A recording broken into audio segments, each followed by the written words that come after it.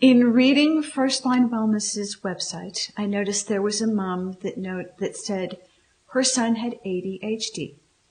In being a preschool teacher and knowing exactly what happens in the school system, my heart went out for her because I can't even explain how many children came through the door and the school system was ready to put a label on them as soon as they came through the door.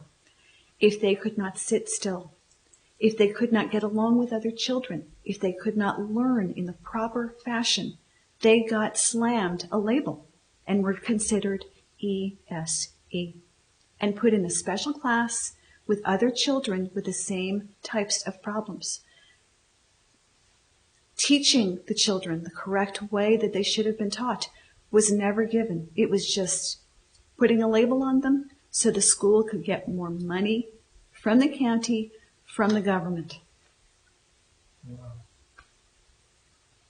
And I probably never should have said that. You guys didn't hear me say that, but that is what I learned in being a teacher, and that's part of why I got out of it, because I couldn't handle it. I could not stand seeing a little child come through the door and having the lady that I worked with say, oh, well, he's got this and this, and he's got that and that. And then seeing another group of people take the child and break that child apart. This is what your child has. Just unbelievable. And then to hear, well, that's how we get more money. My mouth hit the floor.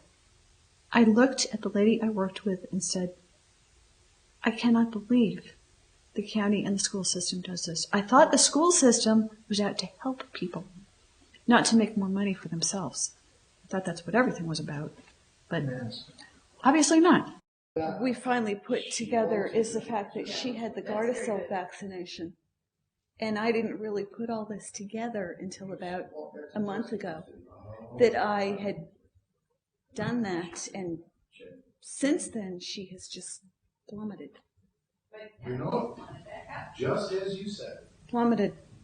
With that. She's just, after I did that, she wasn't the same person. The Gardasil vaccination. It's for, yes, it's a 3 series. It's for, it's kind of help cervical cancer because I had cervical cancer and had to have a total hysterectomy. So I'm figuring, I'm going to help my daughter here. Yeah, right. See, I didn't put the whole thing together with the vaccination until after she got sick and all this stuff happened.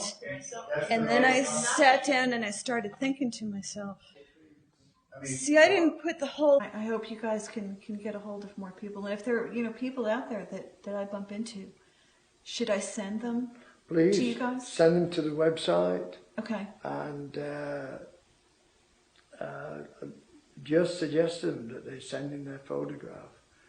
Or ask them just to fill in the details on the website. Just give their phone number and email, and we'll do the rest. Mm-hmm.